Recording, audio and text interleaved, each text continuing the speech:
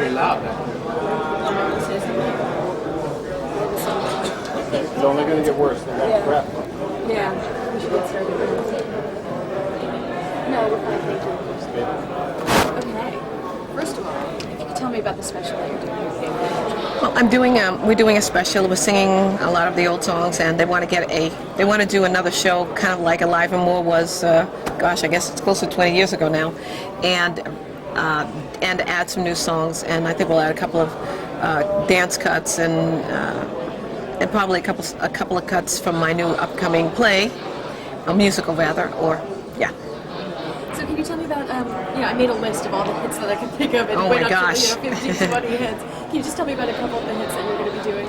Well, we'll be doing, Bad Girls, Hot Stuff, Enough is Enough, let's see what else, Last Dance, obviously, and I'll be doing a couple of the songs from the show, which is called, which one are we doing? Music There, If There's Music There, and another one called My Life. Let's see, what else? I don't know. And other ones, Hot Stuff, I don't know. Can you tell me a little bit about the Broadway show that you're doing? Yes, the Broadway show, hopefully, we've been working on it for several years now, but we had hoped to be up and running by now, but we weren't happy with the book, so we went back in and we're working now with someone else on the book, and we're very happy with the person that we're working with. I'm not at liberty to say the person's name right now, but if I said their name, you would definitely know who the person was, and so we're happy with that, and we think we're going to get the book we've been waiting for. Yeah. Can you tell me a little bit of what a day like this is typically like, getting ready for a show like this? Well, you could probably size it up in one four-letter word. Hell. It's pretty difficult to get through this day, and part of the problem is that you don't really sleep that much the night before because you're so concerned about so many things.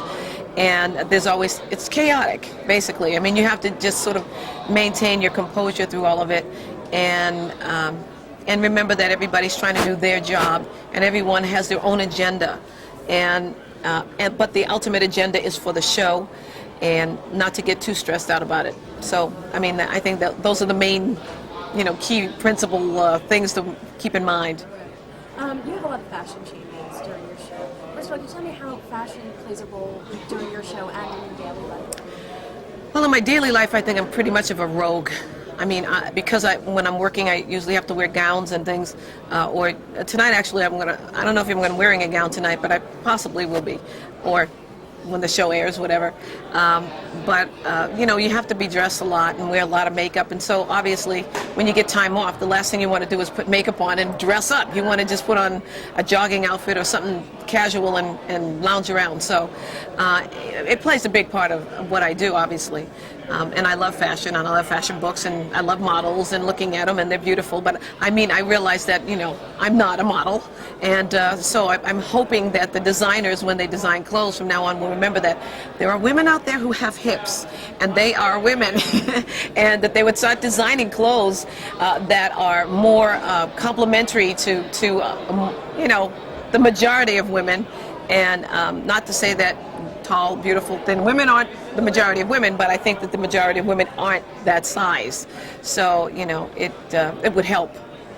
So do you find that you wear certain outfits to complement certain songs, or go for a more dramatic effect, that type of thing? Usually you try to do that. I mean, it really depends upon what the show is about, and if it's a more youthful show, you'll probably tend to wear a little bit funkier clothing, and it just depends on what you're doing. I mean, obviously you're not going to go to the Academy Awards in a pair of jeans, but if you're doing a VH1 show, you might wear a pair of jeans. So it really, you want to fit the occasion. We have a show coming up. It's a 5-day show. It's a big, huge thing Wow. we do called The 100 Greatest Women of Rock and Roll. Uh-huh. You are one of them. Oh, really? Thank you. And you have been nominated along with other peers. And I wanted to talk first of all about your influences and some women that you have taken from your music. Mm-hmm. My influences came out of gospel music, out of theater, out of film, and also out of pop music, obviously, and out of R&B music. So I would say that some of the greatest influences, first of all, when I was early on in my life, Mahalia Jackson was a major influence in my life, and Aretha Franklin, Barbra Streisand, Judy Garland. I was just, I mean, she to me was the end all when I was a young girl. I just wanted to be Judy Garland, you know, and just I've been influenced by everyone. I mean, whether they're today's divas or yesterday's divas, or as Mariah Carey said, diva over the day. There's just so much to learn, and people are doing things new and innovative ways. And I think if you want to try to stay up with it, you just have to learn. You can't shut down. I mean, there's so much to know, and it's exciting. They gave me some names here that I didn't know if you had any comments about any of these other women that again are in the show with you. Tina Turner, Etta James, Dinah Washington, Janis Joplin, Ella Fitzgerald, people like that. Oh yes, I mean Janis Joplin was, when I was in my teens, Janis Joplin was just really coming into the focus, and she was a very big influence on music at the time. I mean, and not only was she an influence on music, she was a very radical woman. And people kind of didn't know what to do with her because she didn't wear a bra, and she just was emancipated, and she didn't really care, and that was new.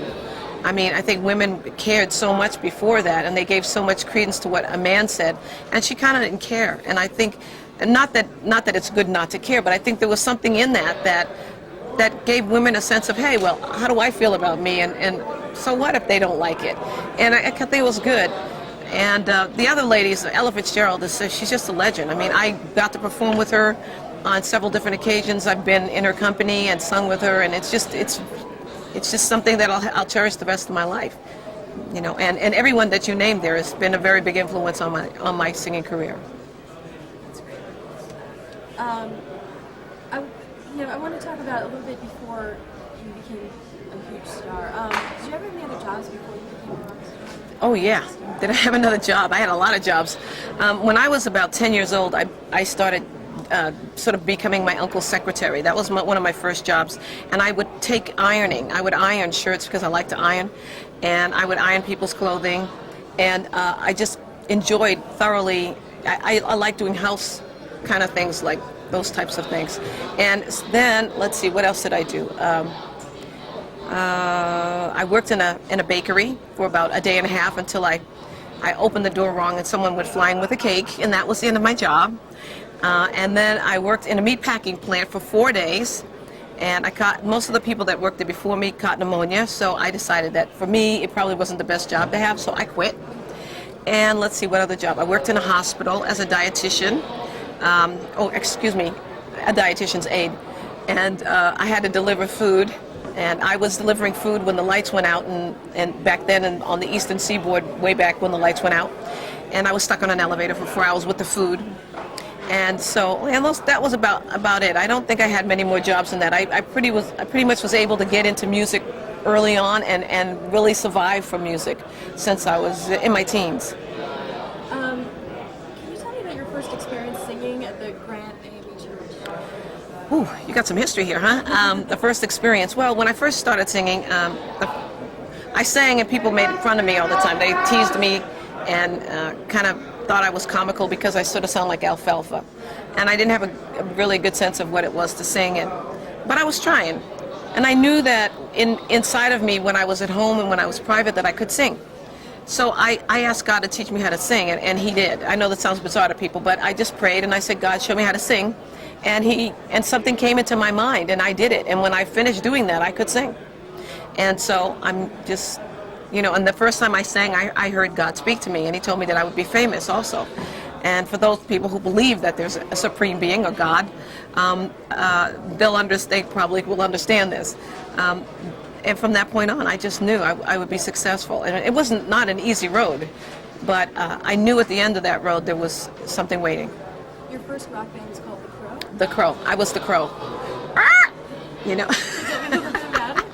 Well, The Crow kind of happened serendipitously because I was on my way downtown in Boston, and I walked by a building. I didn't even know who was in the building, and I heard music playing, and I decided, music. So I sort of snuck up the stairs, and I peeked in the door, and the guys thought I was there for an audition, and I said, oh, yeah, sure. Yeah, that's the ticket. So I snuck in, and I walked in, and then the guys said, what do you want to sing? And I gave them a couple of songs. I think one was Respect from Aretha Franklin, and another song from Aretha Franklin. And I sang it, and then they said, well, we weren't really looking for a girl. And I said, oh, okay, so whatever. I turned around and I kind of walked out towards the door, and I got outside the door, and one guy came after me and says, but we think we're going to take you. And so that was how I got the job. And we traveled around the Eastern Seaboard, played schools, played in New York a lot, in the Village back then. And we were it was the pre-hippie stage. We were just getting into the hippie movement then.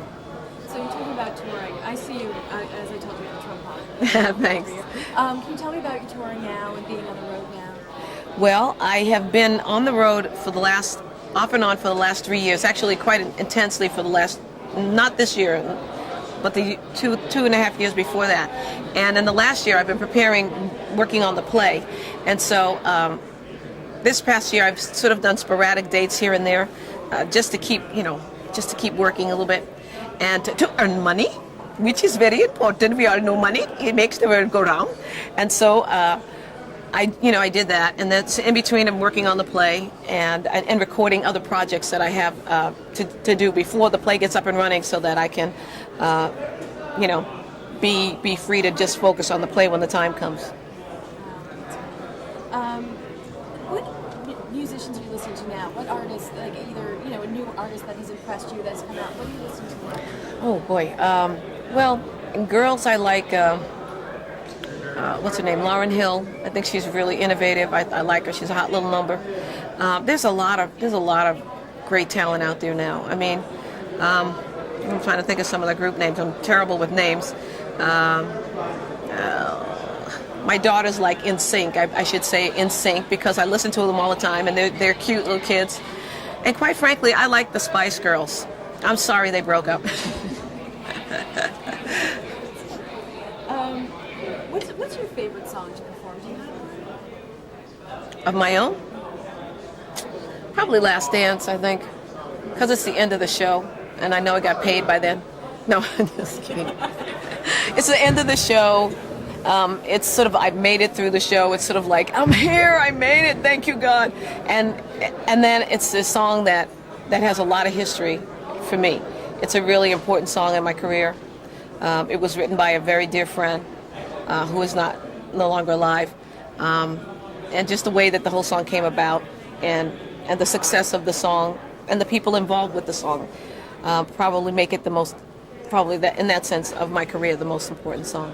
What kind of reaction do you get from your fans? On Last Dance? Oh, forget it. I don't need to sing the song anymore. They like to sing the song for me, and I just stand and listen to them sing it. But they love it. They go crazy. They go crazy. So also with the special, there's going to be a CD. Mm-hmm. Can you tell me just a little bit? Is there also going to be a video? Well, I believe there's a long-form video.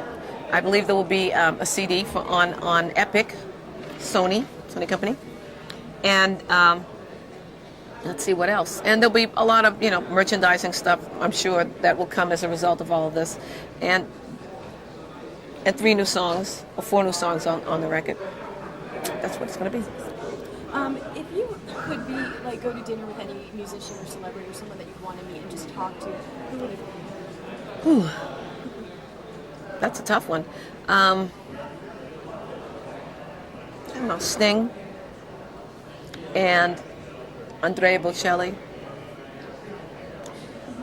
I don't know. I just like them. I think that I like the way I love. First of all, I love Bocelli just because I love his voice, and I think he's wonderful. And I love Sting because I like his cockiness in what he does. I like the fact that he just has the guts to just do it. And of course, there's always the boss, Springsteen. But I think I could name 20 people I'd like to go to dinner with, but only if they were paying, Is rehearsing for a TV show like this much different than rehearsing for a concert? Oh yeah, very different. One, because when I'm rehearsing for a concert for myself, I control everything, and my crew and everyone have rehearsed it the way we want it, and it's what we want. When you're working on television and for television, then there are other rules that govern the medium, and so you abide by those rules. And like I would wear certain costumes on stage, I can't wear them on television because I'll look too fat in them. That's just plain ordinary, and so I'd rather not look too fat, so I have to wear different things because of the way television makes women look. And so there's just a lot of different things that you have, to stay within the grounds of if you want it to come off very well.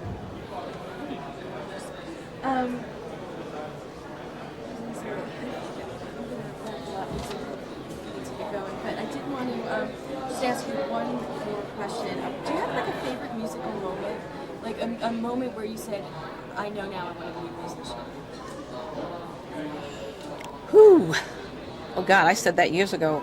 I mean, it would be hard to define exactly what moment in my life that was, but I think probably when I was 5 or 6 years old. I mean, it was long ago, probably that far back. And for the last thing, if you could just look at the camera and say, hi, this is Donna Summer, and you're watching VH1 Soul. Okay. Hi, this is Donna Summer, and you're watching VH1 what? VH1 Soul. Okay. Hi, this is Donna Summer, and you're watching VH1 Soul. That's great. Gosh, thank you so much. Okay. Are we up? What's next? Thank you. Thank you. I can't even tell. Thank you. I'm glad. Thank you. Good questions. Thank you. Thank you. Really good questions. Hey, how you doing? Hi. Hi. We're just going to go over to that stand. Okay. We're going to take their microphones.